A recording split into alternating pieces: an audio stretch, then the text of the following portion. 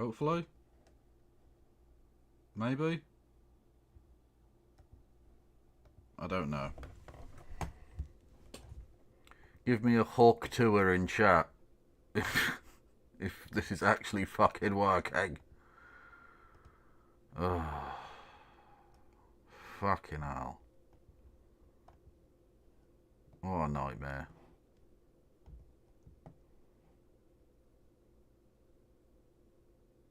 Oh, it's still doing the spinny fucking thing on YouTube. I fucking hate YouTube so much. Honestly. Hawk to it. Thank you. Thank you for saying the thing that I requested that you say. Much love. Oh God, I've got to sign back into fucking Twitch again. God, I hate the world.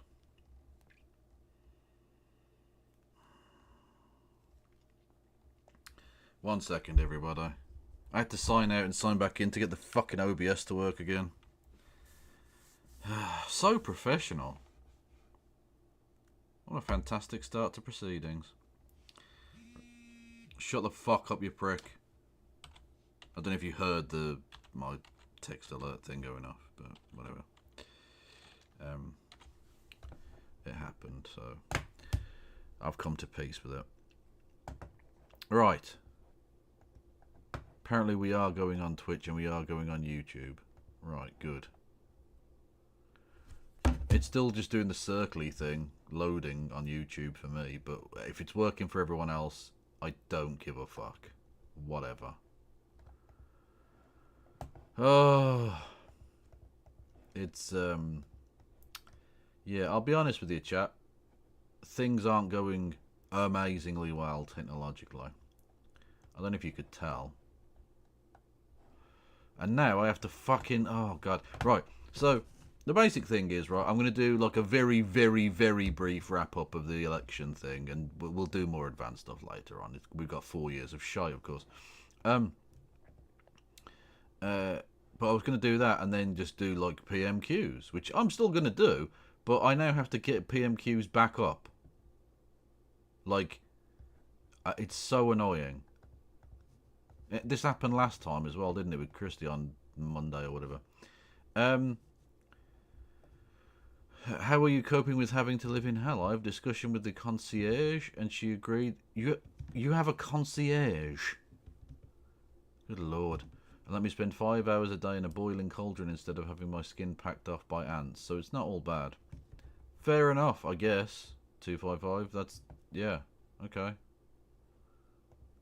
It's a bit weird, but thank you. I appreciate you.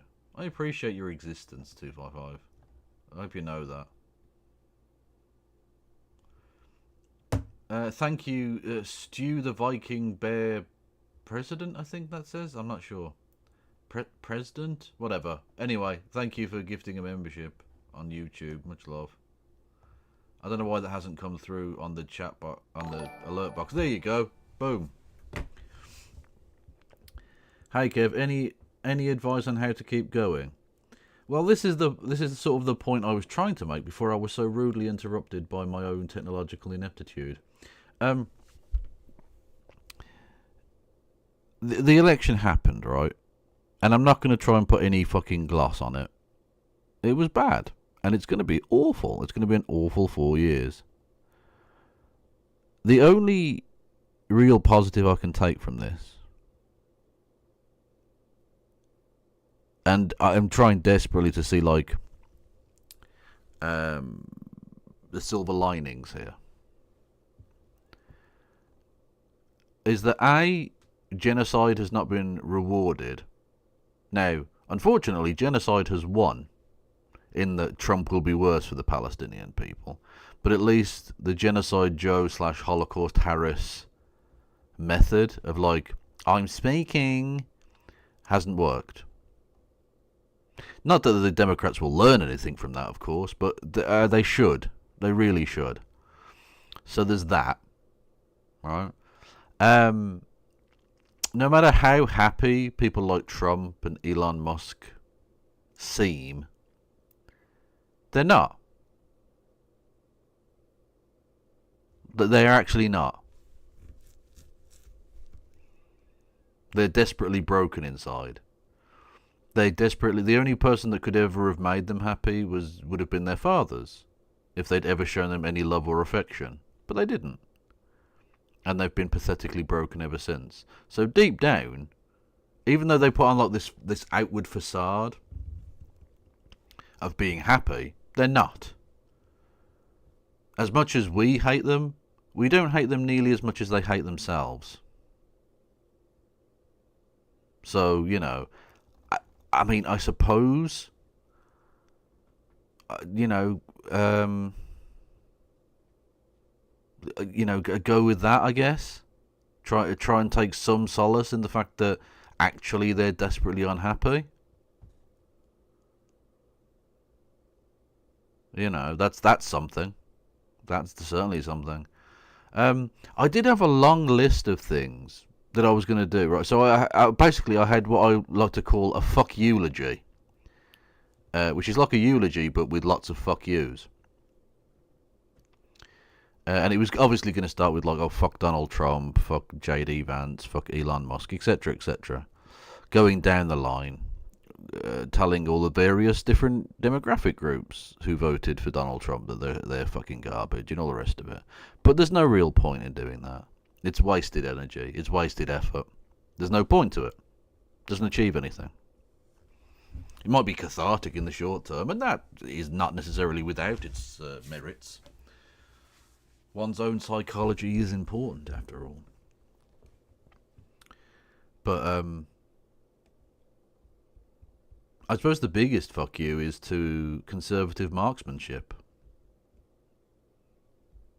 That's a bit of a thinker. You might have to think that one through. But hopefully you get there. If not, I'm certainly not fucking explaining it.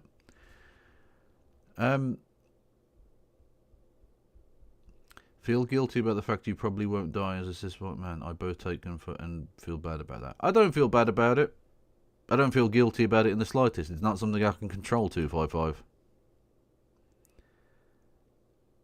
This is the thing, 255, don't feel guilty about it, because that's pointless. I've said this before, like, white guilt is literally the most pointless shit in the world.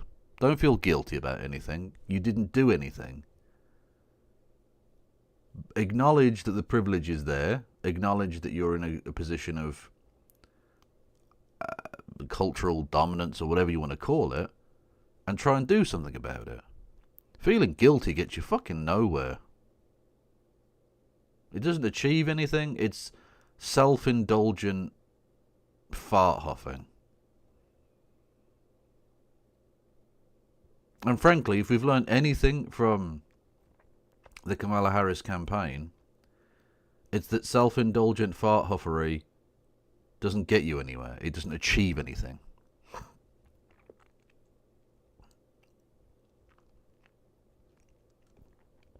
Excuse me, Big Zebra. I do not use the excuse of not being a US citizen to not vote in US elections. I voted. I voted early and I voted often. Okay? For Cenk Uygur, the one true president of my heart. Fact. And by the way, I will still continue to do the Cenk jokes for the next 4 years. Strap in. It's going to be not fun, okay?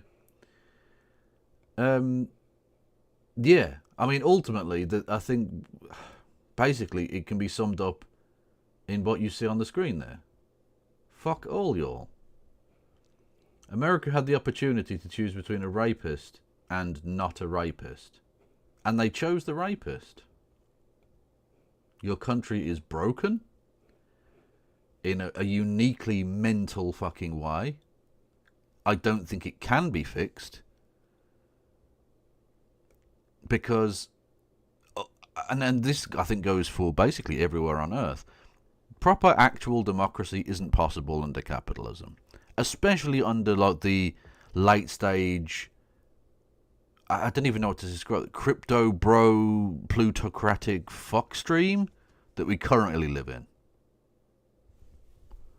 It isn't possible because it's too easy for Elon Musk or Jeff Bezos or fucking Rupert Murdoch or whoever, some rich evil bastard to put their finger on the scales and to just steal elections, which is exactly what's happened here. Elon Musk literally was going around giving out $1 million a day. Like, he was literally buying the election. It's fucking tragic. Although, again, bear in mind that he is a very deeply sad man, so don't for a second take his outward, like, jumping up and down, coke-addled madness as anything positive for him. He's tried to fill that hole inside himself with drugs, several marriages, lots of kids, emerald mine investments, etc., etc. He never can. He'll never be a happy person, deep down. Ever. And that does give me some joy. But, also, just interestingly, both Jeff Bezos intervened directly to stop the Washington Post from endorsing Kamala Harris, and Elon Musk spent hundreds of millions of dollars getting Trump elected. But I'm told that Donald Trump is the anti-establishment candidate. That's interesting, isn't it, how that works? Also, it's very interesting that the deep state were able to steal an election when he was president, but not able to steal one when he wasn't.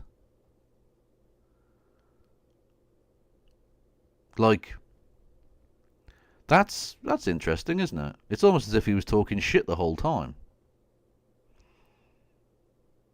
Apparently, when Joe Biden wins an election, it's rigged and terrible and awful. But when he wins one, it's a massive mandate. Amazing.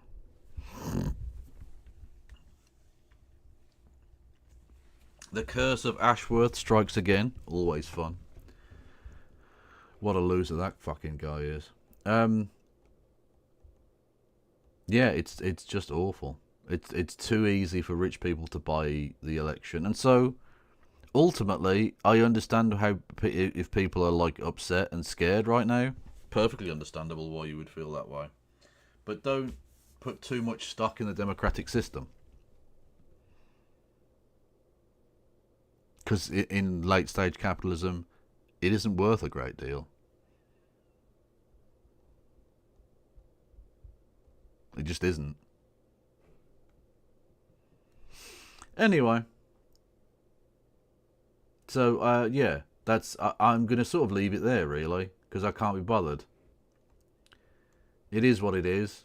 America is America'd again in the most America way possible, and yeah, it's a bit fucked up.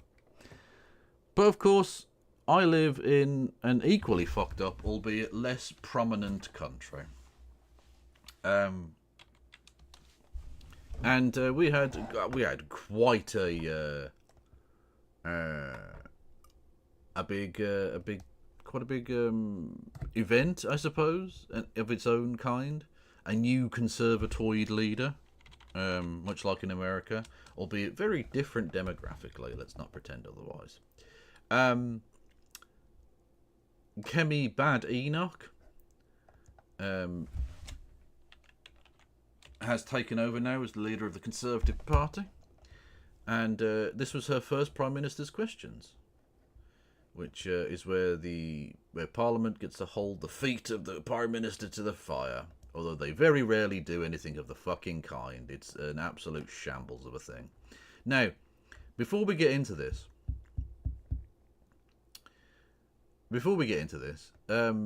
I want to do something fun afterwards, so if anyone's got suggestions for just something fun, just some slop, just rubbish, whatever. It doesn't have to be political. In fact, it's probably better if it isn't political, I think. Just something a bit fun, just to take people's minds off it. You know? Just a thought. Your voice is going soft. You need to lean into your microphone. Sir. What about if I just turn the gain up? Where's the gain? Hopefully that has improved the situation a tiny percentage. We shall see. Right,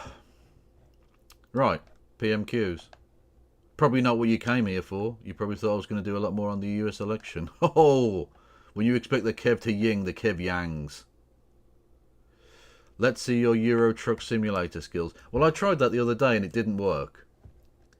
Technologically speaking, I don't know if I'm capable of doing that. I mean, I almost certainly am, but like, does my technological ineptitude trump my laziness? And the answer is almost certainly yes.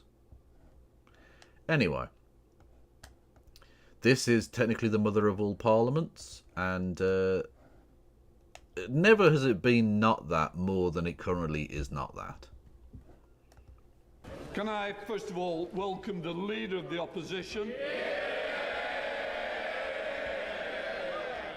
I wish her well as Leader of the Opposition. I now call Dame Caroline Dinenage. Question number 1, Mr. Speaker. Prime Minister. Mr. Speaker, can I begin by congratulating President-elect Trump on his historic election victory? You are a cunt. Now, I know he has to say it. I know he has to say it. He didn't have to say it now, though, did he? He didn't have to say this in Parliament. He didn't have to start PMQs with it.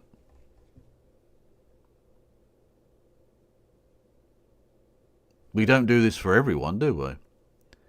We don't say, oh, and congratulations to the new president of Mozambique when they win an election. Actually, I have no idea if they even have elections in Mozambique. My ignorance is phenomenal.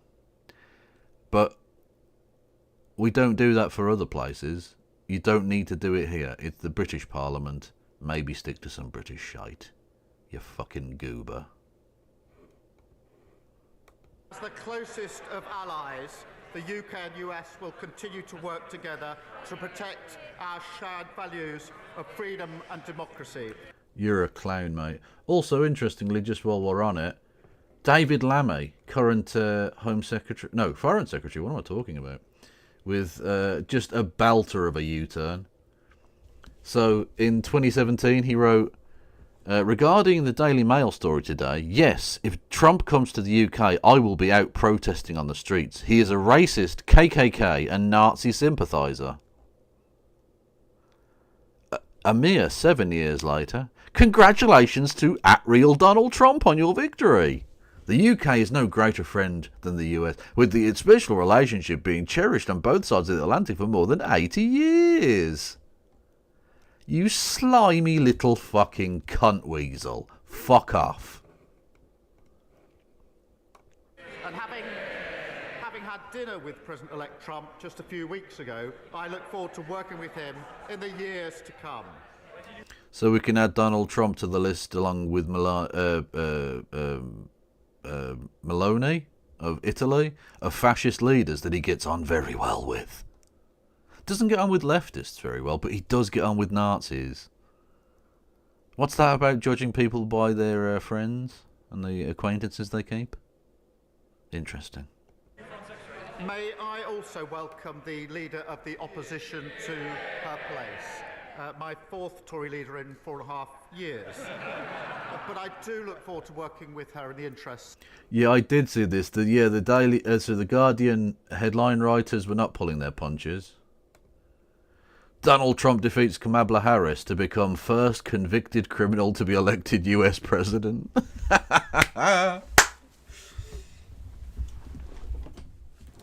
Amazing. That's what you get when you don't put fascists in jail. Just pointing out fascism doesn't stop fascism. Of the British public. Mr. Speaker, this weekend is Remembrance Sunday, and people across the country will come together to pay solemn tribute to those who made the ultimate sacrifice, defending the values and freedoms that we enjoy today. And I'm sure the entire House will join me in paying tribute to them. Mr. Speaker, this morning I had meetings with ministerial colleagues and others. In addition to my duties in this House, I shall have further such meetings later today. Dame Caroline. Thank you very much, Mr. Speaker. My constituent Susan is going to miss out on her winter fuel allowance this winter because she's just £10 above the pension credit threshold. So as well as losing out on this vital money to keep her house warm, she also doesn't get the £150 warm home discount. She doesn't get the £169 free TV licence or free NHS prescriptions. For the sake of a tenner, Prime Minister, is this fair? Prime Minister. Shall we see how Caroline Dinenage has voted over the years? Hang on a second. I've just spilled a cola beverage on my fucking keyboard. Caroline Dinenage voting record. Here we go. Oh,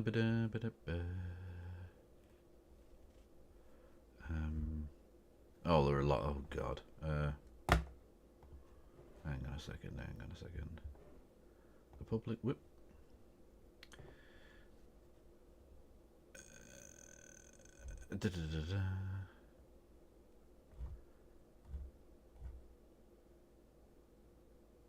So she. Hang on. Cap or reduce public sector redundancy payments, 100%. Okay.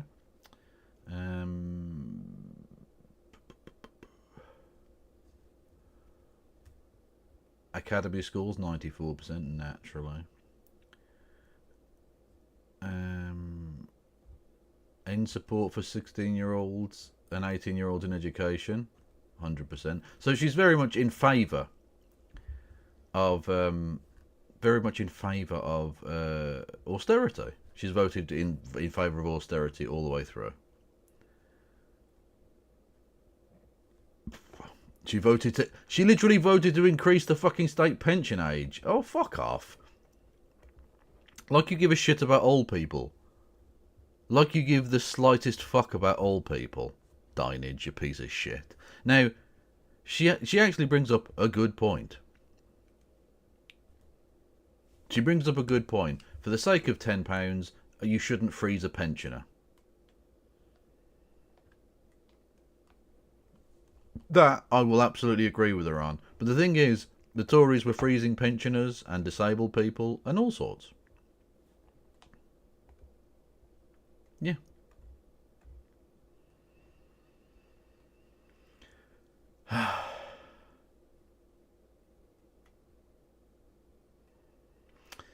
Oh, brilliant. Caroline Dinenage consistently voted against removing hereditary peers from the House of Lords.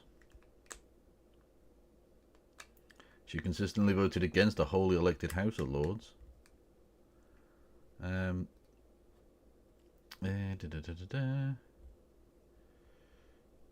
Voted for mass surveillance of people's communications.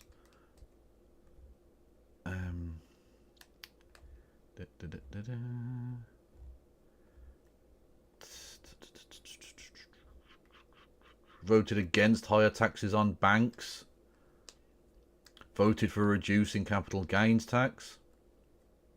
Did, however, vote for increasing the rate of value-added tax, which is the most regressive of all the taxes, really. Voted against a mansion tax. Voted against improving environmental water standards. Yeah, she's a piece of shit. She's a piece of shit.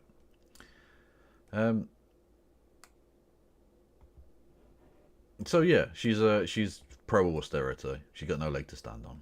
Mr. Speaker, we passed a budget which was to fix the foundations of this country. Oh, fuck me. Fix the foundations. Get ready for 4 more years of this fucking shite. And to rebuild our country. And one of the issues we had to confront was the £22 billion black hole that was left by the last government. We've taken the tough decisions. That will stabilise our economy. That means we can commit to the triple lock, and that means that pensioners will be better off seeing the increase in their pension they would have been under the party opposite. I swear to God, when I mentioned Mozambique, it was just like a random country. I swear to God, I didn't know this was happening. Mozambique threatens to deploy soldiers to quell post-election protests. Well, how prescient. Yeah, there you go. Mozambican authorities have threatened to deploy soldiers to quell post-election protests that have engulfed the country after the opposition rejected the result of the country's polls, which saw the governing Frelimo party extend its 49-year-old. Yeah, that's not democracy either. No.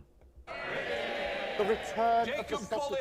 Thank you, Mr. Speaker. Missed the election yesterday. I assume Cenk Uygur won, right? Right.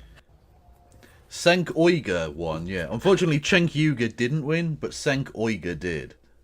Which I can only be very grateful for, because Cenk Uygur is based as fuck. Thank you, Sozzled Snake with Bitty Bits. Can break you if you let it, so man up and... What the fuck? Oh, more Rod Fleming. Thank you, 255. That's mental. But I appreciate the suggestion. Don't forget, get your funny slop nonsense in for later, for after this. Your suggestions are very much welcome. I meet hard-working families in Burton and Uttoxeter who are juggling raising their children. Who is this fucking sperm? Who let this sperm man in? Who let this fucking fecal matter. This fucking, undigested lump of nothing. Who is a child? Why aren't you at school? He's like 13 years old. He hasn't got a fucking hair on his chin. And that's not because of shaving. That's because he hasn't fucking reached puberty yet. Little fuck. Sorry. I'm feeling very old. Honestly, I didn't realise quite how much the "do you know what Fortnite is" was going to hit me. Tragic events. Are there age requirements for Parliament? Yes, there are. I think you have to be 21 to run for Parliament, yes. Which is interesting because the voting age is 18. And one of the arguments is always, well, if you don't like it, why don't you run yourself? Well, if you're between the ages of 18 and 21, you fucking can't. You little bitch. Jacob Collier was born in 1997. How are you just getting here? You are 27. Get out, you little fucking bitch. Oh. And their family finances when they hear the party opposite and its new leader say that maternity pay has gone too far. They are terrified about what this means for them. To ease the worry felt by thousands of hard-working families, can the Prime Minister please commit that he has no plans to change maternity pay or to roll back the hard-won rights of working families? The journey to the West is one of... My honourable friend for his question. He's a champion for... Oh, yeah, Madcat, I do like overly sarcastic productions. I do. Actually, you know what I might do? Because I do like overly sarcastic productions, I won't play the one you've played, but I'll play some of my favourite bits from them, because they are genuinely funny. Are they still making stuff? Yeah, they're still doing stuff. Oh, that's amazing. Love it. Oh, they've got a new one. Oh, a newish one called Pope Fights, the Pornocracy. Okay, I think we found what we're watching after this. In his constituency. My answer is simple, yes. And I don't agree with the leader of the opposition when she says that maternity pay is excessive and that it's gone too far. I come to the leader of the opposition.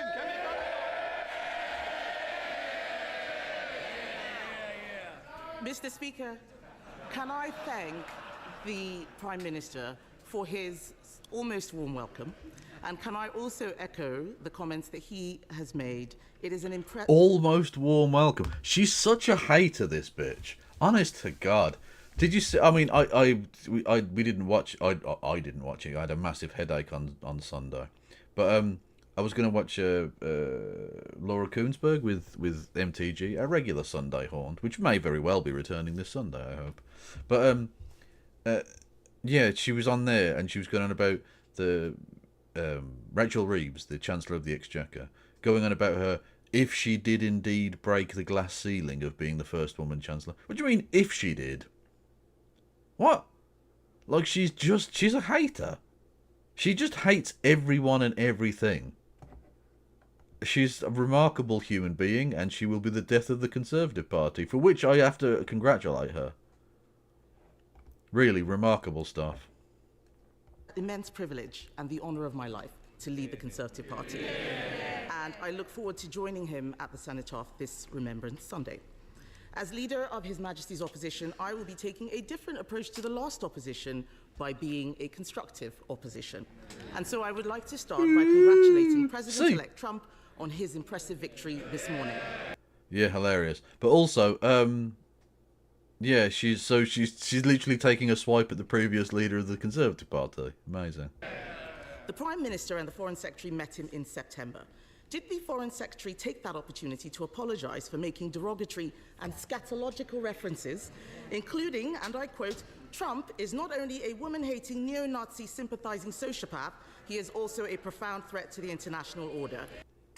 He is. He's literally about to sell Ukraine down the river, you stupid bitch. Yeah, actually.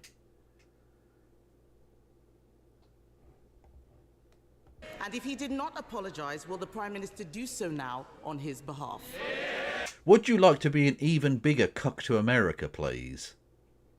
Is her first question as leader of the opposition. Her first question, the biggest priority she has is, can we be more pathetically supine? Can we be more embarrassingly, grovellingly pathetic to the United States, please? That's her priority for Britain. Amazing. Honestly, she will be the death of this party. Cool. Mr. Speaker, there will be many issues on which the Leader of the Opposition and I disagree, but there will be issues that do unite this House on national security and Ukraine, and I do look forward to working closely with her on that, and I will provide her with the information that she needs to discharge her duties. That's the right thing for the country, and it's far more important than party politics. And the Foreign Secretary and I did meet President-elect Trump just a few weeks ago for dinner for about a couple of hours, and we discussed a number of issues of global significance. It was a very constructive exercise.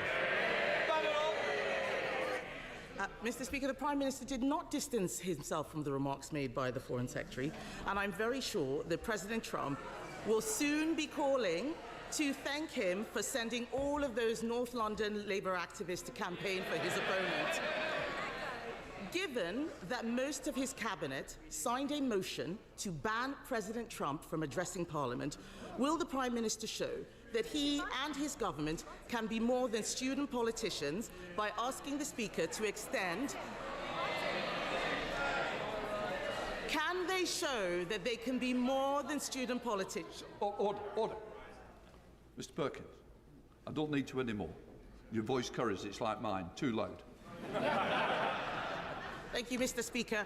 Will the Prime Minister show that he and his government can be more than student politicians by asking you, Mr. Speaker, to extend an invitation to President Trump to address Parliament on his next visit? Wow, so her first two questions. Her first two questions as leader of the opposition to the Prime Minister at PMQs are, can we suck off Donald Trump even harder? Can we be more pathetic to the United States, please? God almighty. Is this a dick riding world championship event or what? Is she going for the world record? I don't know. It's impressive though. the Leader of the Opposition is giving a masterclass on student politics. Honestly, Parliament's just such it's just wankers. It's just wall-to-wall wankers. Your student politics. No, your student politics. You fucking wankers. Honestly. They're just the worst human beings alive. Mr. Speaker, we live in probably more volatile world than we've lived in for many decades. It is absolutely crucial that we have a strong relationship, that strong special relationship forged in difficult circumstances between the US and the UK. We will continue to work as we have done in the 4 months. Donald Trump is a rapist. I think we know the kind of special relationship he enjoys. Let's not do that, yeah? The government on issues of security, our economy and global conflict. Mr. Speaker, he does not answer the questions. Just read the lines the officials have prepared for him. It doesn't sound like he wants to invite President-elect Trump to Parliament. He needs to look after the special relationship. The US is our single biggest trade partner.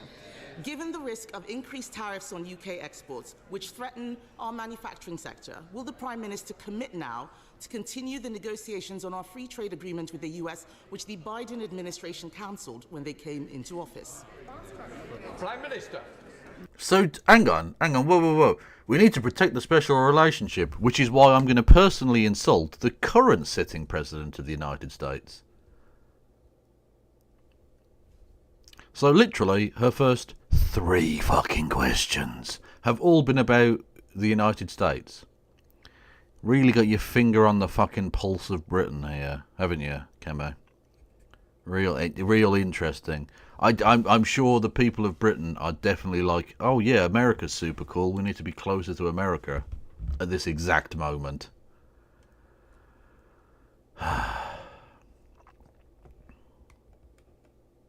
Mr. Speaker, of course we will discuss issues of our economy with the President-elect, as we already have done. Economy, security and global conflict are issues of real significance that ought to unite this House. But when it comes to the economy, what we've done with our budget is to fix the foundations after 14 years.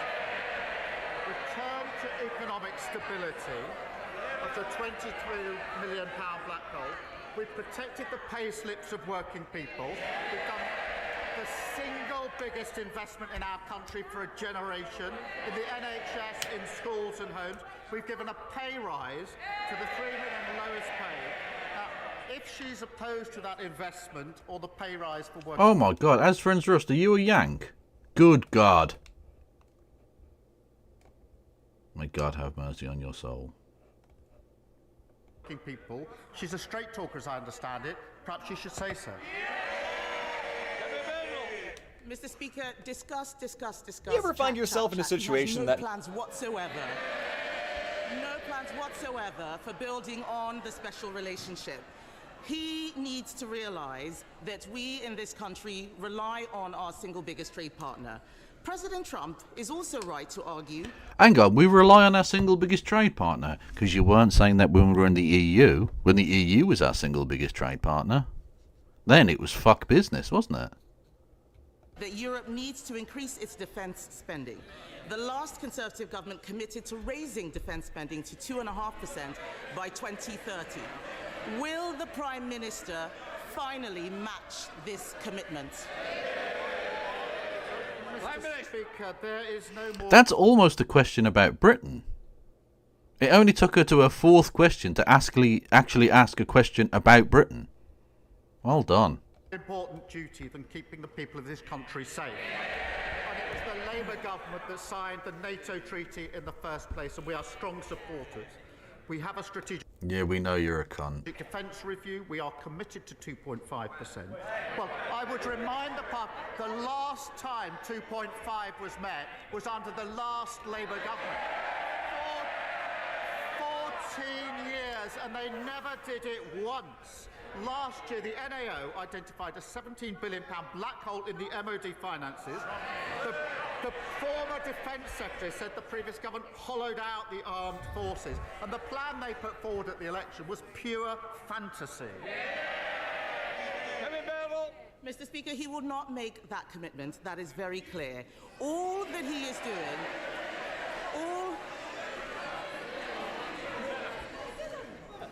I'm going to hear the question. Can we stop the student politics, everyone? Screamy, screamy, scream, scream. If the people who don't want to hear it, they can leave now. Come on. Mr. Speaker, he will not make that commitment, and yet the world is getting more dangerous. By the way, I wonder if Nigel Farage was in the chamber. Oh no, he's still in America, isn't he? No, so he's not doing his job that he's being paid to do in Parliament. Still picking up his paycheck, I imagine, which is fun. His Chancellor's budget did not even mention defence. The Chancellor's budget last week was a copy and paste of Bidenomics. It turns out that a high spending... So again, okay, so you're just attacking the current President of the United States. Are you trying to damage the special relationship, you dopey bastard? High borrowing, high inflation approach is less popular than she may have thought. May I suggest he now urge her to change course, or is he determined to be a one-term leader? Prime Minister! The one thing I learned as Leader of the Opposition is a good idea to listen to what the government is actually saying. I think she just said that defence wasn't mentioned in the budget. It was 7 days ago that it was absolutely clear and central to the budget, as was economic growth. We are fixing the foundations. We're giving up... Oh, fucking fix the foundations. Should we do a fix the foundations counter? I think we need to. I think we absolutely have to. That's the second one, right? It's essential. I think we're just going to have to do it. Where are we? Text. Boom. Boom. Fix.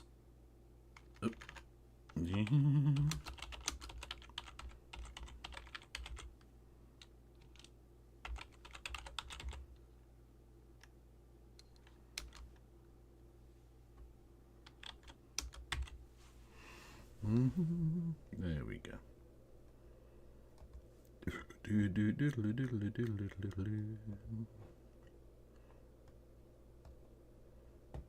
That's not very clear, is it? 1 second.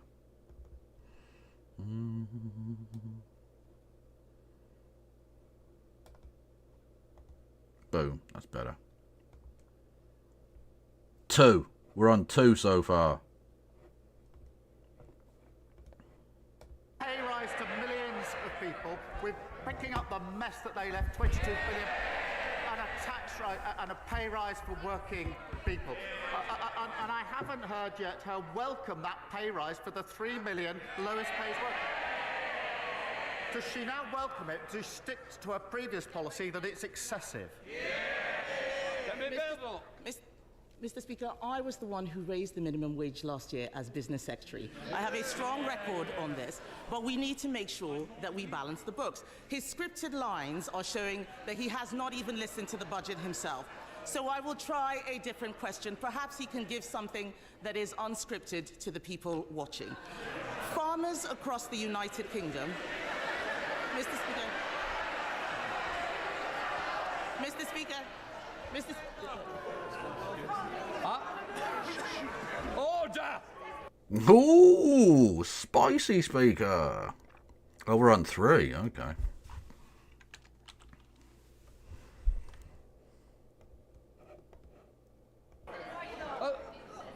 I don't need any help. Can I just say, if somebody wants to leave, I'll be helping them do that. I'm going to hear the question, and I certainly want to hear the answer as well. So please, let's have some courtesy. Come.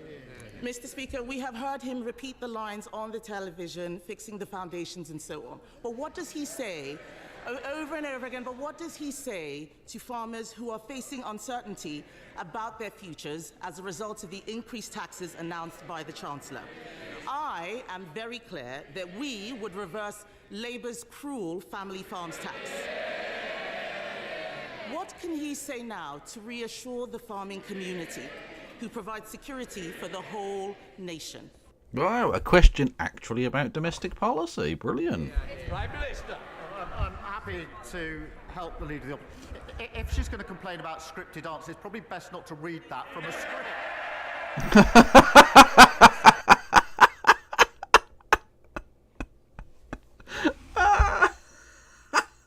That's actually quite good. That's annoyingly, that's an actually funny response. Fuck. It's so dumb. You guys have your own Condoleezza Rice. Oh well, I suppose so, Andreas. Yeah, I guess so. Thank you for the donation. An interesting one. Is it still worth it? I'm too deep either way. Okay, I mean, interesting. 255. I'll see what you've done.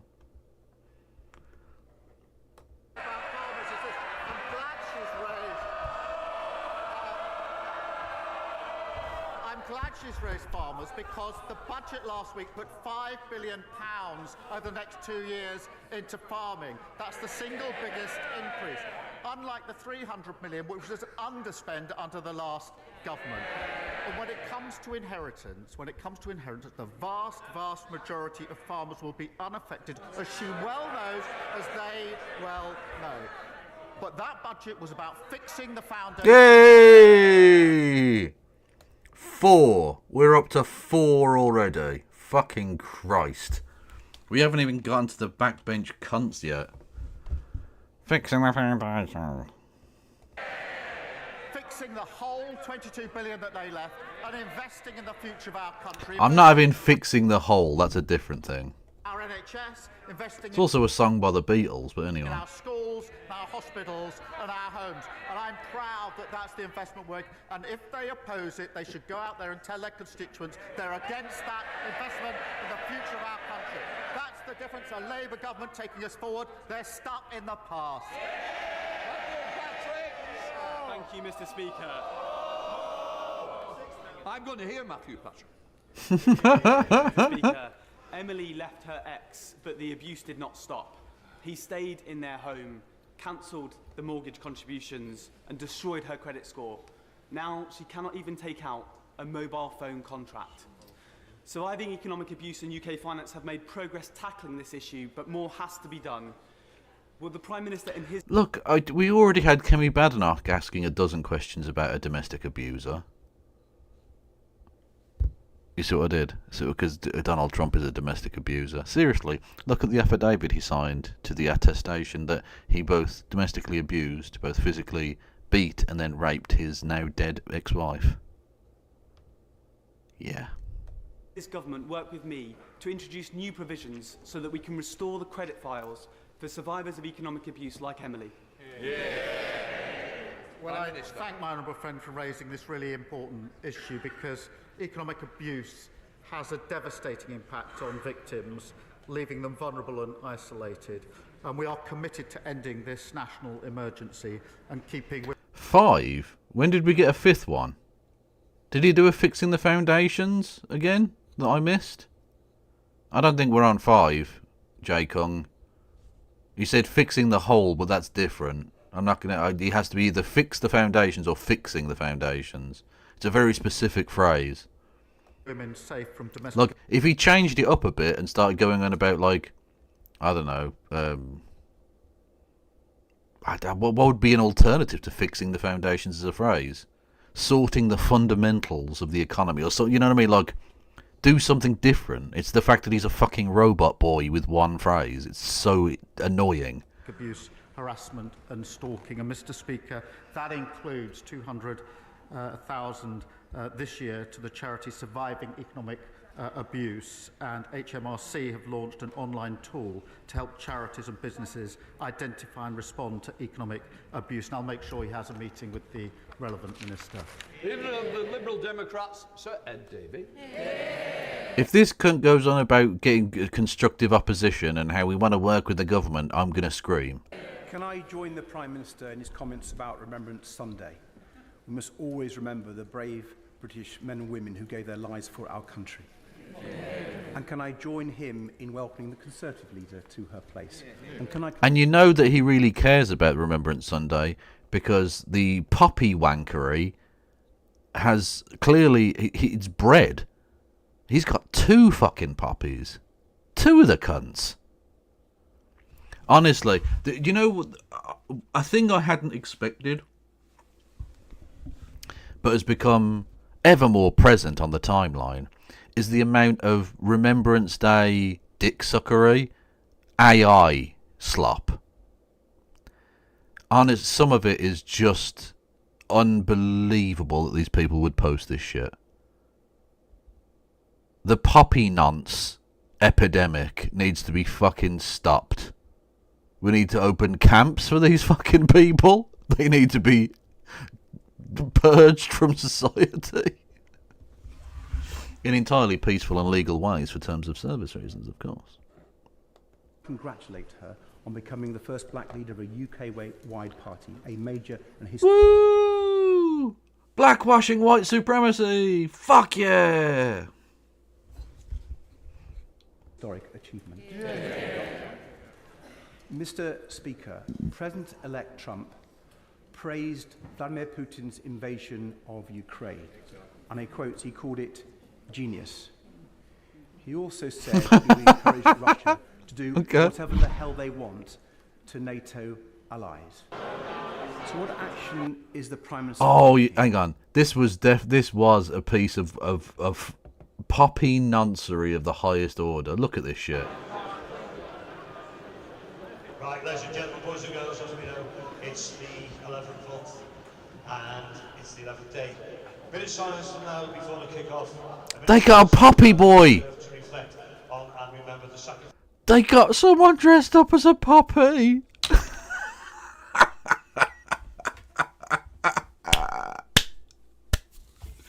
Oh, it's my favourite time of the year. Just the country descends into fart-huffing madness. Where's your fucking poppy, you cunt? I am the poppy. To encourage a Trump presidency to change its mind, because otherwise it's a huge threat to global security and to national security in the UK. Does he agree with me that the US will not oppose President Putin and support our brave Ukrainian allies? The UK must lead in Europe so that together we do. Prime Minister. Mr. Speaker, I'm very proud that in this House we are united on the question of Ukraine and clear about Russian aggression, and we will continue to do so. I've long taken the view that the only winner, if we are divided in this House, is Putin, and I'm not prepared to let that happen. Our relationship with the US is a strong relationship forged in very difficult circumstances historically. It remains as strong today as it was when it was first forged, and I look forward to working with President-elect Trump to ensure that relationship stays. Yeah, but you know he's going to sell out Ukraine because he literally said he was going to sell out Ukraine? Like, for reals? Special relationship. Fred David. I'm grateful for the Prime Minister's comments on Ukraine, but Donald Trump has also said that trade wars are good. He calls himself Tariff Man. People are really worried that Trump... He's a genius, isn't he? Tariff Man? How did he come up with that all by himself? Whoa! Trade wars and tariff will damage our economy, damage businesses, and hit the cost of living here in the UK. So, given this, does the Prime Minister recognise that it's more urgent than ever that we support our British economy by getting rid of the damaging trade barriers with Europe put in place by the Conservatives? Prime Minister. Is it possible for a Lib Dem to speak without mentioning Brexit? Is it actually possible? Is this the thing that they're capable of? I'm not sure. Well, Mr. Speaker, as you will know, we've put the economy centrepiece to our budget, and we will do everything that we need to do to ensure our economy grows, and that's measured in living standards going up for working people across the country. Thank you. Alex Baker. Thank you, Mr. Speaker. There are so many families across Aldershot and Farnborough who have struggled for years to get their children the need they help with special educational needs. It is therefore shameful to read misguided claims that autistic people may well get better treatment and receive economic privileges and protections made by the Leader of the Opposition. Yep, it's a very good point. Will the Prime Minister stand with families of autistic children and distance this government from those awful words? Mr. Speaker, I'll leave the Leader of the Opposition to respond to those words.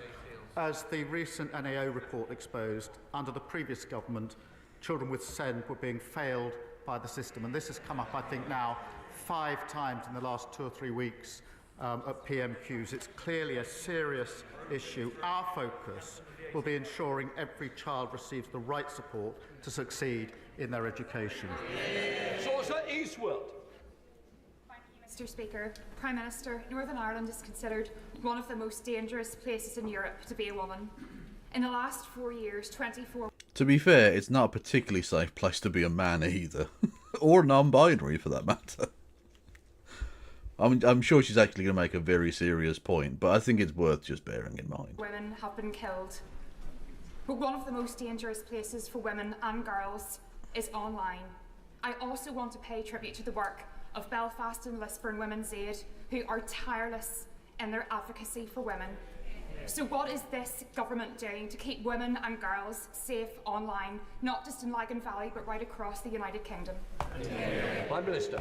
Well, the right honourable member is right to draw attention to this issue. Misogyny and abuse, both online and offline, causes horrendous harm to women and girls across the UK.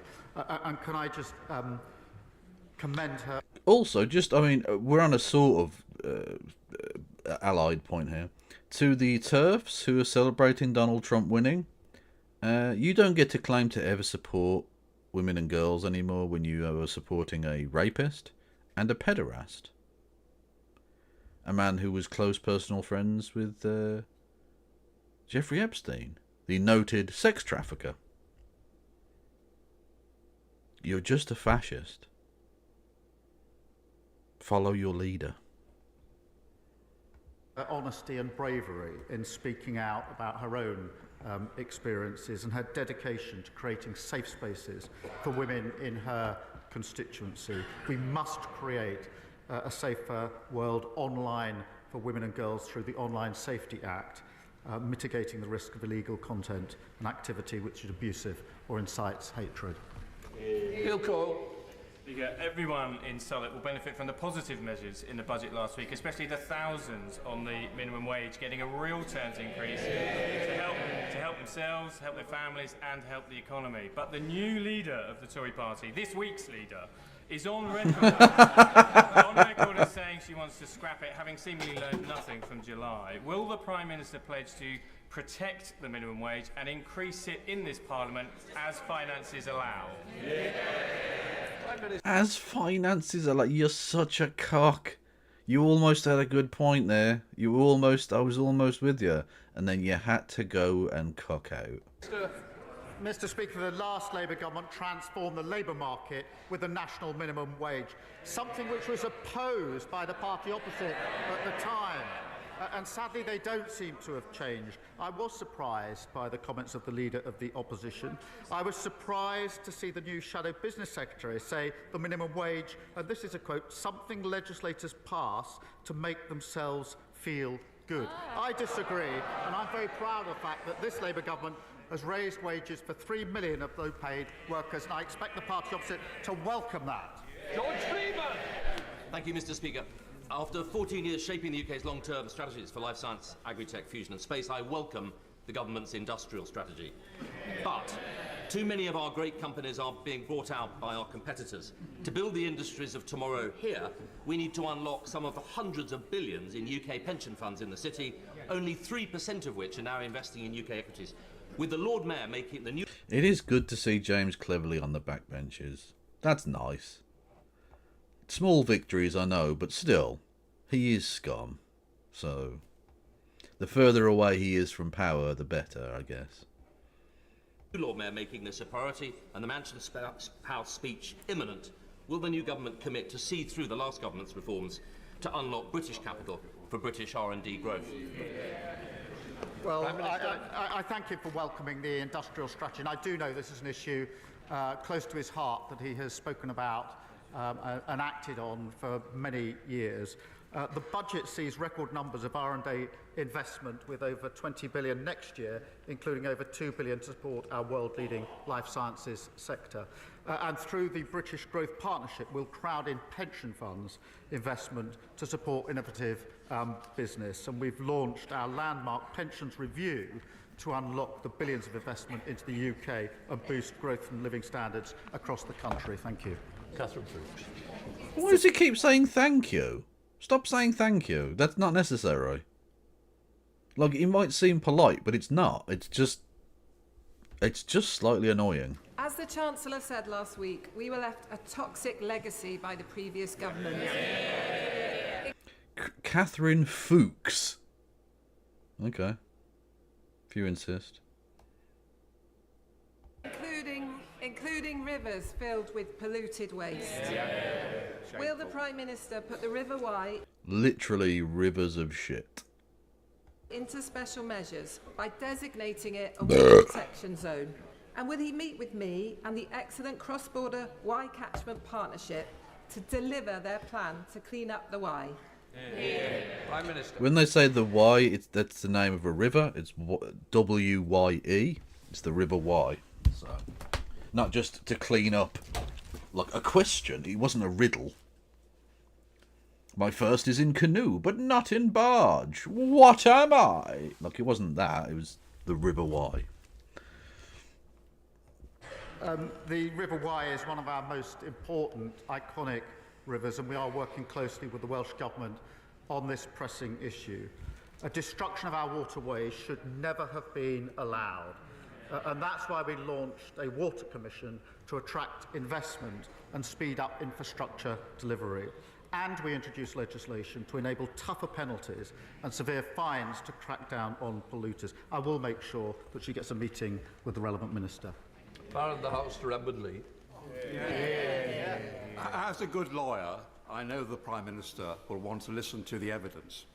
So if the evidence mounts from experts in organisations such as the NFU that smaller family farms of average size, 250 acres, are going to be severely impacted by this tax, in a spirit of compromise, will he listen to the evidence, keep an open mind, and perhaps be prepared to raise the thresholds to preserve our family farms? In the issue of compromise, why did you starve all of the disabled people? You never wanted to compromise in the slightest with the Labour Party in opposition. Go fuck yourself. Like, again, the Tories, it's really annoying because Keir's so shit that he makes you sort of agree with the Tories on this. There's no need to be doing this farm tax thing because it's worthwhile inheritance, right? Farms that are going to be passed down and used to grow food on, why are you taxing that? That's very silly. We need to get to the point where we can philosophically, right, where we incentivize things that are good and we disincentivize things that are bad. Look, it sounds obvious, but unfortunately the tax system doesn't actually fucking work that way. It doesn't function that way. Partly because the people who put it together don't really view government as anything worthwhile. Fact. The Country Land and Business Association says that new £1 million cap on agriculture inheritance will harm 70,000 farms. That's 1/3 of all farms. What does the actual data show? Less than 500 farms 500 farms a year will pay more tax as a result of this. Possibly as few as 100. So here you go. The Country Land and Business Association are lying cunts. What a surprise! Is Kev doing this without no justice energy? I am, Miss High. I am entirely capable of being able to give you at least basic political analysis without the much more adept and erudite, but still different person, known as No Justice MTJ. I am here flying solo this evening. Mr. Speaker, we are listening to farmers, and the Environment Secretary and the Treasury Ministers met with the NFU on Monday of this week. We have taken a fair and balanced approach. The vast majority of farms will not be affected by this. But what I will also say this, having grown up in a rural community, I know that rural communities also need an NHS that's back on its feet. They also need schools that their children can go to and homes that their families can afford to live in. But we will continue to talk to the NFU and others. Oh, you can't fucking fix the foundation's cock tease me. Don't edge me. Don't catchphrase edge me. Thank you, Mr. Speaker. This week, the Leader of the Opposition told us that any outrage at suitcases full of wine and karaoke machines in Downing Street, whilst people across the country were told to stay at home, was all overblown. For the people and businesses in my constituency who followed the rules, many of us at great personal cost, this is an insult. Will the Prime Minister join me in ensuring that as a country we learn the lessons from COVID, and as a party the Conservatives learn the lessons of their behaviour too? Mr. Speaker, across the country people made enormous sacrifices during COVID. They missed weddings, births, deaths. Really important moments in their lives and their families' lives. In doing so, they saved the lives of people they will probably never meet. That was a collective effort, and unfortunately the party opposite who set the rules did not follow them themselves. It was a betrayal of those that did, and I think the Leader of the Opposition was wrong to describe the public anger and upset as overblown. I'm sure she'll want to clarify that at the first opportunity. The Tories have learned nothing. The Tories have learned absolutely nothing about why people are angry about them at all. Which ultimately means they're going to lose. So, cool, I guess. Cyfarwydd, Glan Horse Nursing Home is in my constituency in Ysmôn. Tell me that the budget changes mean a 10% increase in their cost. That's a staggering 127,500 extra in-year cost. Will the Prime Minister reconsider the rise in the employer's national insurance? Prime Minister. Mr. Speaker, what we did in the budget last week was to ensure that no one would face tax rises in their pay slip. We had to deal with the £22 billion black hole. Oh. When we did so, we protected the smallest businesses. Do I have to do a £22 billion black hole counter as well? I might do. And charities. We doubled the employment allowance to £10,500. That means that 40% of employers won't pay employers' NICs. Companies with 4 employees or less on a minimum wage will pay no employer NICs at all, and half of businesses that pay NICs will see no change or pay less after the budget. Thank you. Bill Brickle. My constituents in Bolton West were pleased to hear last week's budget prioritise investment in public infrastructure, including important projects such as the electrification of the Wigan to Bolton railway line, which will deliver more reliable... Yeah, who let this sixth form member in? ...and greener journeys. Does the Prime Minister agree with me that investment in the key infrastructure of towns such as Horwich, West Horton, Blackrod and Bolton is the only way to deliver economic growth and prosperity for all?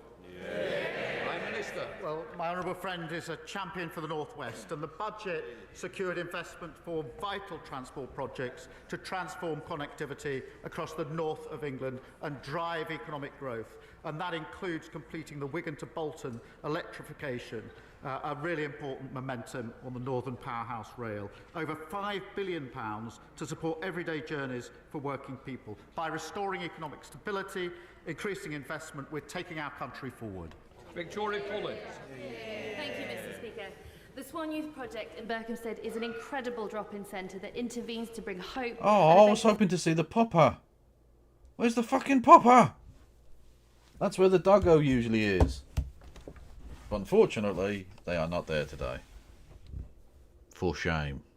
future to teenagers like Lex and Megan who've been facing Probably sleeping one off after last night. Dogs do not like Donald Trump. Fact. anxiety, depression and long mental health waiting lists, as well as families coping with SEND. They've already written to the Treasury saying that they're worried about getting the funds that they need as our communities face a tough winter and Why do they jump up? That's their way of... It's like the equivalent of putting your hand in the air when you're at school. But because the chamber's quite long and you can't necessarily always see, they force them to stand up in order to be like, Speaker, pick me! Pick me! That's what they're doing when they stand up. grants are depleting. Parole, the manager, also assures me that she makes a mean curry and would welcome the Prime Minister. So will the Prime Minister join me to discuss their concerns and ensure that organisations in the third sector like theirs get the support that they need as they work tirelessly for our communities? Prime Minister. Should be pleased now. I've been to Berkhamsted a number of times. We've got very good friends who live there. And I want to pay tribute to the work of the Swatton Youth Project because too many young people, she's cited some, are struggling with mental health and not receiving the support that they need. Pigman, shut up, Vogel, you knob. 8,500 mental health workers and are introducing reforms to the Mental Health Act, long overdue, and that's happening today. Of course, we will also put more money... They could have a more modern thing like a button they press. They could also do that for voting. It would take up... It'd save a lot of parliamentary time. If instead of having them get up out of their seats and walk through a lobby and then come back, which takes forever, have a button. Have a fucking button that they can use. And then we know the result straight away and they can get on with something else. But the rest of the country has to modernise, but these fuckers don't. It's one rule for them and one rule for everyone else. On a very, very pertinent point on that regard, we've talked in the past, have we not, dear friends, about the two-child benefit cap, right? So in the UK, benefits are only paid for the first two children, unless, of course, you can prove that your third child was born via rape, in which case they will pay you a third child benefit as well, because, you know, Britain is nothing but a needlessly cruel and disgusting place. Anyway... Members of Parliament can claim an extra £20,000 a year in taxpayer funds for up to 3 children in their accommodation budget. The rest of the country can't, though. The rest of the country don't get anything for a third child. Do you ever feel like you've been swindled? I certainly do. Into SEND, but we also need to look at reforming SEND, something fuck off, Wesley, and hope will be supported across this House, and I'll make sure she gets a meeting with the relevant ministers about that. My right honourable friend, the Prime Minister, will know that after 14 years of Tory ideological hostility and cuts, our universities are in financial meltdown. In my own constituency of Norwich South, the University of East Anglia is having to make redundancies, as are many others. Our honourable friend, the Secretary of State for Education, has started to address the problem, but we need a longer-term solution that doesn't simply saddle more debt on our young people. Also, your point would be a lot better about ideological Toryism if Luke Akehurst wasn't sat right behind you. So can my right honourable friend say how we can move to fix the foundations of higher education as we go forward? Prime Minister. I thank him for that question. He's right to raise higher education because we inherited a sector facing severe financial challenges. Universities have suffered real terms decline in their income, and the gap between disadvantaged students and their peers is the highest on record. We've had to take tough decisions to put that on a secure footing, but we are also taking the step of easing the living pressures by increasing the maintenance loans, which is worth £414 extra per... Did I miss a fixing the foundation? Oh, the MP said it. Oh, okay. Oh, yeah, we'll have that. Okay. Technically, it's his catchphrase, but if other people are going to adopt it, whatever. It's equally as annoying when other people say it. Yeah, thank you, Mr. Speaker. Alex Brooke. Hamilton, former sub-postmistress and constituent of North East Hampshire, has long been campaigning along with Alan Bates for compensation following the Horizon Post Office scandal. Can the Prime Minister give an exact time frame in which those who have been waiting over a decade might finally be compensated? I'm grateful to her for raising this important issue because a commitment was made to properly compensate the victims of this scandal. Unfortunately, regrettably, having made that commitment, the party opposite, when in government, didn't allocate any money to that compensation. Her constituents will be pleased to know that we have changed the approach there. We've set out the compensation within the budget, a transparent budget, an accountable budget, and we'll make the payments just as soon as we can. As soon as we can. You're the government. You could do it now. Sentiments to that other son of Lewis, though I wish I had woken up today in the Isle of Harris. My constituents face long delays, cancellations and loss of service because of the SNP's incompetent handling of ferry procurement. In last week's budget, the Scottish Government received a record settlement. Can I urge the Prime Minister to tell the Scottish ministers to use that to improve public service in Scotland, to invest in the NHS in Hill and Year, to build schools in places like Barra, and to finally fix the ferry fiasco? Prime Minister. Mr. Speaker, last week in the budget we delivered the largest settlement for the Scottish Government in real terms since devolution. That includes £3.4 billion through the Barnett formula, a fuel duty freeze, an increase to the national living wage, benefiting his constituencies and all those across Scotland. And the result... Now, I don't know about this weird little fucking Himmler cosplay guy, but the previous, I don't know how to pronounce it in Scottish, so I'll just say Shetland MP, was really good, the SNP guy, from what I remember of him. I'm sure someone will say, well, actually, he was a monster. He was killing puppies in his spare time, because I wasn't aware of that. But, like, yeah.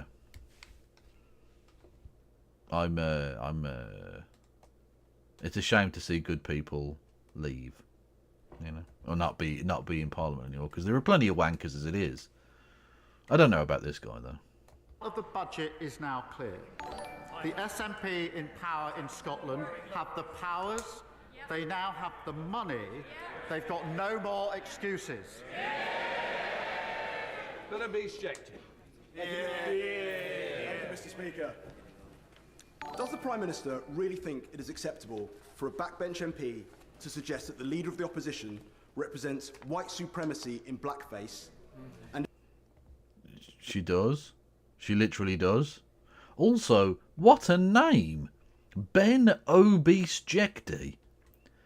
I didn't realise we had someone in Parliament who would be absolutely fine as a member of the Key and Peele sketch. The American footballers' names. Ben Obese Jekty is like, it's up there. It's up there with fucking triple parakeet shoes. And, what's the other, what was my favourite one? Oh, shit. Exquisitine Buble Schwinslow is my favourite. Definitely. Or possibly Squeeps. I'm not sure. Anyway, what was I going to say? Yeah, she is that. She is literally that. Is the UK still a thing? Unfortunately, yes. For now. Thank you, Andreas, with 5 gifted memberships on YouTube. Don't forget, everybody, whilst I've got it paused, you can do bits messages and subscribe and all of that jazz. You can subscribe with Amazon Prime. You can gift subs to the community. You can become a member on YouTube. You can do super chats, which I will read out for you. Thanks for streaming, Kev. It might be slop on occasion, but it's our slop, and it gives some of us a feeling of being less alone, politically speaking. Well, thank you, Miss Hire. That's at least in part what I do. Yes. Cather, I subbed last night on YouTube. Thank you, Cather. Cather? I'll just say Kath. Thank you. I do appreciate you all. Also, why does that man have a head growing out of his shoulder? That's very strange. it is the most prominent member of white supremacy's black collaborator class, with all the race traitor innuendo that carries. And if he doesn't, Why hasn't he removed the whip? Prime Minister. No, I don't. John Slinger. What? Thank you, Mr. Speaker. As a semi-retired violinist and rock musician asking a semi-retired multi-instrumentalist, I feel confident that the Prime Minister shares my belief in the importance of music education. Does my right honourable friend agree with me that as we unleash the potential of our country, we must invest in the educational infrastructure of creative arts subjects so that they're accessible to all? And will he visit my constituency to see the great work of the schools there, despite the inheritance we received? Prime Minister. I'm not sure about the description semi-retired, although that may be the wish of the party opposite. But on music, what I do know from personal experience is music, the creatives and art are really important for children and young people in terms of the pleasure it gives them, the knowledge. God almighty, he's such an awkward fucking knob. If he weren't such a terrible, if he didn't have such terrible politics, he would almost be endearing with how ineffective he is. Like, if he was just a random bloke that you knew, he'd be kind of adorably fumbly, like just awkward and shit. Like you could be his mate, you know?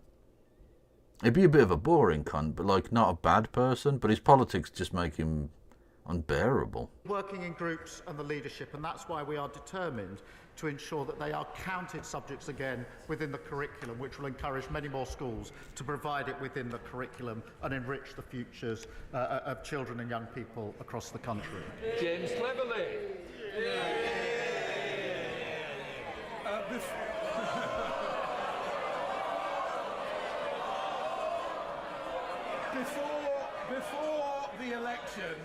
Before the election, he claimed that he would not put up national insurance contributions.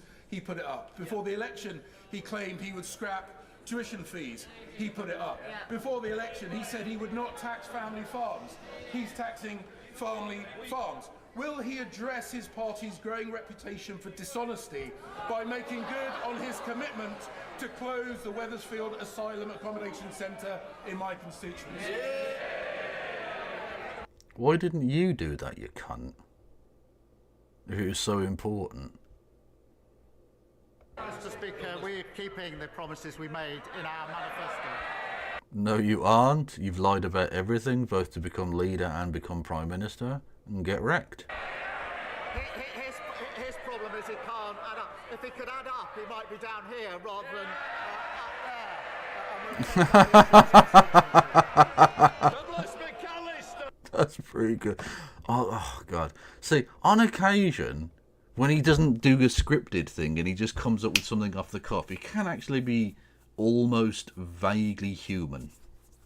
He's one of the lizards who occasionally clicks into something, you know?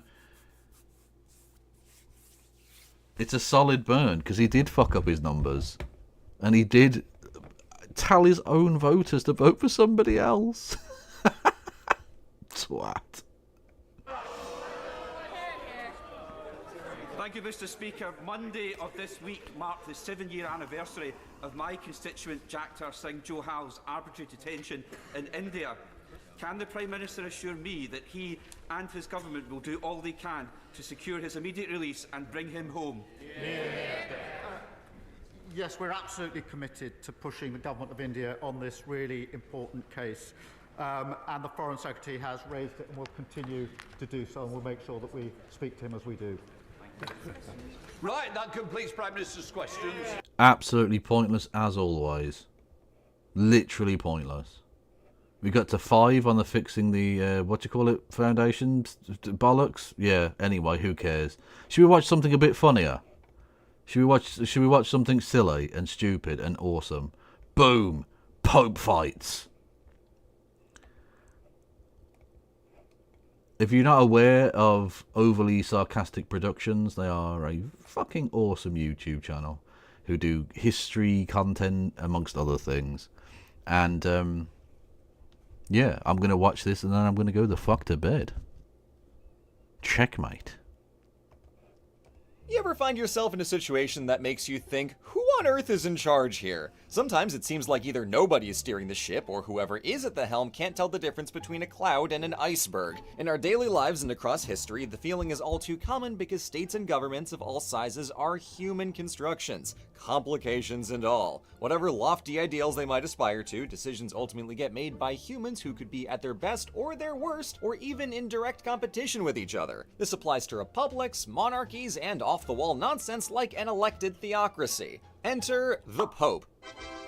Holy ruler of the Catholic Church and the head honcho of Christianity for most of its 2,000-year history. When it comes to, say, medieval European religion, it should be pretty obvious. He's in charge. But viewers, it is never that simple when we are dealing with Pope fights. And so we embark upon a story of scandal, slanders, secular squabbles, suspicious lines of succession, and apparently a lot of sex. See, the span of years from 896 to 964 is known to history as the Pornocracy. Yes, it is actually called that. The Pornocracy! Oh, God almighty.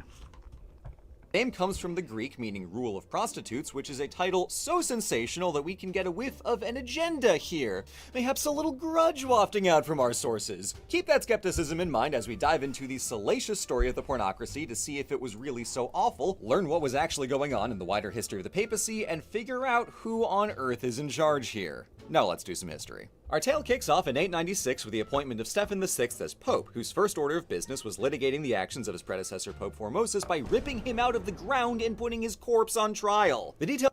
Absolute fucking Chad maneuver. What a flex. What a flex. He put a corpse on trial. Love it. Of the case and whatever Stephen was hoping to accomplish didn't matter for long because the... Who wants to bet that Trump does something like that? That Trump digs up fucking John McCain and puts him on trial? I can almost guarantee it. It's going to happen. The Roman people were so affronted by the morbid spectacle, they deposed, imprisoned, and strangled him. And in the decade after, Rome saw 2 more popes get deposed. So at the turn of the century, if the popes clearly weren't in charge, then who was? That would be the family of Theophylact I, Count of a nearby hill town called Tusculum. Him and his wife Theodora were well-to-do and well-connected, arranging for the appointment of Sergius III as pope in 904. But hold on, aren't popes supposed to be elected? Yes, but at this stage in the game, the pope was chosen by a nebulous agreement between Rome's citizens and aristocrats, which is conveniently very gameable. In exchange, Sergius made Theophylact Vestararius and Magister Militum, putting him in charge of papal finances and the armies and effectively making him the ruler of Rome. And that kind of power outlasts any one pope and any one count, because Theophylact appointed 2 more popes before his death in 924, and his family continued to hold the reins of Rome and its popes for most of the next century. Okay, so definitely a departure from the saintly aura the papacy would normally aim for. Can't really feel like Sergius is the will of God when he's quite abundantly the will of that power-hungry aristocrat over there, but realpolitik is hardly a scandal in the world of 900s Italy, certainly no more shocking than corpse court a decade earlier, so what's the problem? Well, Theophylact was one of 3 power brokers in his family, as there was his wife Theodora and their daughter Marozia, both of whom earned the title of senatrix in their careers. These 2 people were powerful women, dramatic gasp, and they allegedly had sex with people. Oh no, the papacy is in ruins. What will St. Peter do when he finds out what sex is because of this? Well, if he didn't know before, St. Pete was sure gonna find out now, because Pope Sergius broke his priestly vow of chastity with a still teenaged Marozia, allegedly fathering the future Pope John XI. Keep track of all these allegedlys, we'll crack that open in a minute. The papal philandering continued, intensified even, during the papacy of John X, who mingled with one matriarch after the other. He was appointed in 914, What's the point of being a pope if you're not gonna get plenty of tail? Like, for reals is.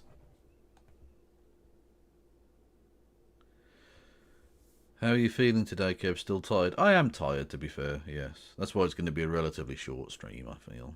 Supposedly slammed down with Theodora until her death in 916, and then in the years after, he gave Marozia the title of senatrix as part of their own sinful love affair. But alas, it wasn't to last, and after their falling out, Marozia married Guy of Tuscany, with whom she attacked Rome, arrested the Pope in the city, and had him jailed and killed, appointing the next 2 popes and then installing her own son as John XI. But not all of Marozia's sons were so pliable, as another son by her first marriage, Alberic, objected to her 3rd marriage to King Hugh of Italy with his northern sensibilities and sus foreign armies, so in in 923, during the wedding ceremony, Alberic threw a coup, imprisoning Marozia for 5 years until she died in jail. Bad news for Marozia, but Alberic swiped her role as Rome's #1 power broker and ruled the city for the next 22 years, handpicking the next 4 popes between his brother John XI and his son John XII. Right, but that's definitely the will of God, so it's still chosen by God. Fact, says some idiots. All in all, the Theophylacti dynasty ruled Rome and puppeteered its pope across 60 straight years, 4 generations, and 2 infamous matriarchs. Now, obviously, the holy office of pope being swayed from its sacred purpose, taking orders from aristocrats, and canoodling outside of celibacy vows is bad on principle, but like, come on, we've seen way worse than this. Even taking every scandalous fact, can we say this 60-year span is really the lowest the papacy has ever stooped? Forget the Reformation, the political squabbles with kings and emperors, the corruption and wars of the Renaissance, or a century of anti-popes. No, it's the time a lady The Crusades? Anyone? was in charge that Rome was at its most godless. And who is saying anyway? Who benefits from this being the worst thing to ever happen to Catholicism? Well, that's an interesting question, because our most vivid accounts come from one Liutprand of Cremona, writing a few decades after this all went down. Liutprand got his start working for King Hugh of Italy and knew Marozia insofar as she married his boss and almost got him killed at their wedding. His career path later took him to Constantinople on diplomacy and landed him in the court of the Holy Roman Emperor Otto I, in whose employ he had to contend with Marozia's grandson, Pope John XII. From Liutprand's perspective, the Theophylacti family was a thorn in his side for his entire life, and that loathing figures mightily in his 6-decade history of Italy. This book just so happens to be where the overwhelming majority of the anti-Theophylacti slander derives from, with such stories as Marozia fathering one pope by another pope, or how John XII died from a paralyzing sickness that struck him during an act of adultery. Sure, buddy. Sure. Liutprand is the most detailed and by far the sauciest account from the period, but he is not the only one, as chronicler Eugenius Vulgarius claims that Theodora was full of virtue. Would I ever run for Pope? Yeah, I'm going to run for Pope on a shutting down the Catholic Church, because it's obviously, like, demonstrably evil ticket. Do you think they'll elect me? Aha, contrasting evidence. And other sources critical of popes from the era don't even approach Liutprand's wild claims. What likely really happened is our trusty pal Ludipatuti over here had a blinding bias favoring his employers, King Hugh and Emperor Otto, and spiced up his personal grudges by fabricating low-grade smut. This is the worst kind of history writing. It's just trash. So if the pornocracy as described wasn't even that bad, and You have not clearly read some of the fucking... Return of the sausages. Pope Push 2024. Yes. Yes, Gastronomy. Much love to you. Yeah, clearly if he thinks that's the worst kind of history writing, he has not read some of the hagiographic nonsense about Winston Churchill. That's the worst, by far. and likely wasn't even true, why on earth did any of this stick? Well, Liutprand had his biases, and later Protestant scholars in Germany did too, citing this era to highlight the evil, awful terribleness of the Pope, coining pornocracy and other related words to describe this church shadow. We also workshopped several other disparaging terms, but slutriarchy didn't test well in focus groups. It's an amazing joke. That's the beauty of a channel like this, right? You should definitely pause for these little bits because they're funny. They're really funny lines that they just throw away. Because if you're just listening to it, you don't even see this. They're really good, funny lines that they just sort of discard like little gems throughout the video. It's fucking beautiful. Harlotry. Their logic being that it wasn't just one particularly corrupt year in 1517 when Martin Luther decided enough was enough. No, the church in Rome was always illegitimate, and even worse, those two women were having sex about it. Gross. Meanwhile, the Catholic Church wasn't exactly itching to dredge up one of its messiest chapters to defend itself. It's way easier to just hit them with a God works in mysterious ways, brand the era as an unfortunate spat of sinfulness, and swiftly change the topic. The result being the pornography narrative went functionally uncontested. So viewers, I tell you this story not to paint Marozia's alleged boning bonanza as girl boss behavior all along, or besmirch the honor of the Catholic Church, as if Pope fights is the straw that'll break that camel's back, but to put all this historical vilification into actual context. It's easy to see this period as I'm just going to say it's all made up rubbish. Because it probably is all made up rubbish. Yeah. Next. They're a scandal to be leveraged or a mess that's easier to ignore, but if we zoom out and look at Rome and the Pope in relation to the wider Christian world, we can see the pornocracy as one step in a process, namely figuring out who on earth is in charge here. Start in the mid-700s. The Papal States have just become independent after centuries as a province of the Byzantine Empire, and with potential rivals to the north and south, that's a precarious spot, so they turn to the Frankish kingdom for protection. To be fair, Maria, that is true. That is true.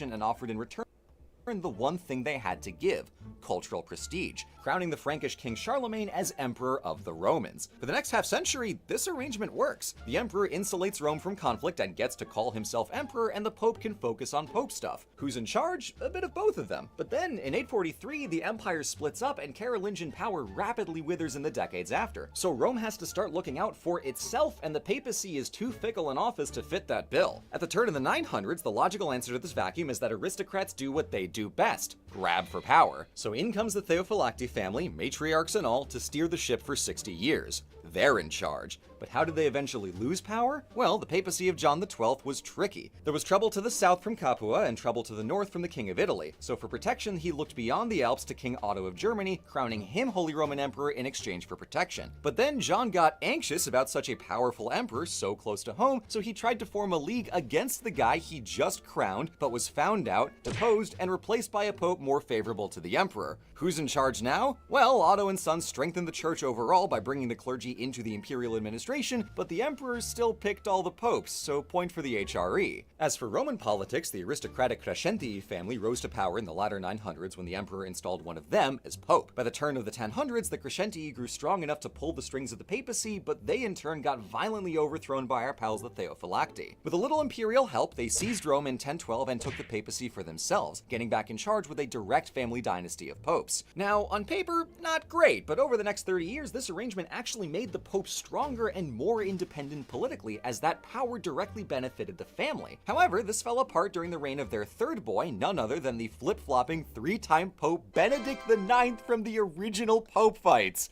No way. Oh, callback. Dang, throwback. He was ultimately deposed with help from the emperor, and soon after, Pope Nicholas II changed the rules so the pope would be elected by a vote of cardinals. This, of course, is not the end of the story, as the thorny matter of who's in charge of Christendom would spill out over the next 3 centuries of geopolitical slap fights, investiture controversy, and Guelph-Ghibelline wars, to name just 2. But for the question of who is in charge of Rome and who is in charge of the pope, this is when we get our answer. The pope is in charge of his office and his state. The Papal States combined political, economic, military, religious, and diplomatic power in one man without any prior model for what an office that powerful should look like. That's what this era is really about. The so-called pornocracy is a scandal hatched by the most dishonest, axe-grindiest chronicler in medieval history, but the evolution of power in the Papal States is a subject worth investigating. And what we see is a complex, open-air trial and error as different factions compete to define the papacy and the church overall, leading to the Pope and his state being far more secure by the end of the 1000s than ever before. At the cost of— No, I'm not a Catholic now. I was. Back in the day. Back when I was a religious person. With St. Peter learning what sex is, I think we can all grow up and deal with it. That's just another day in Pope fights. Fuck yes. Thank you for watching. Love Pope fights. And on that bombshell, I'm gonna go to bed, I think.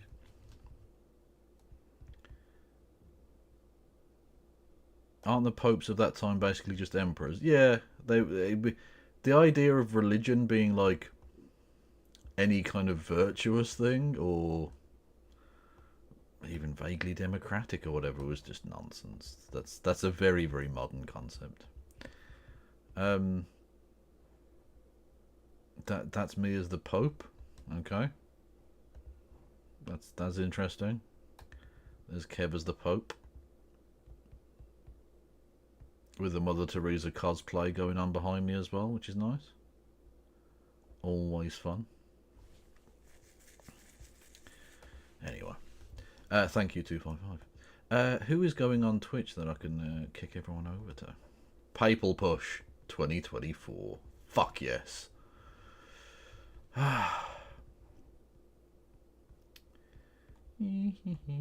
No Justice is going. Oh, I didn't know she was on.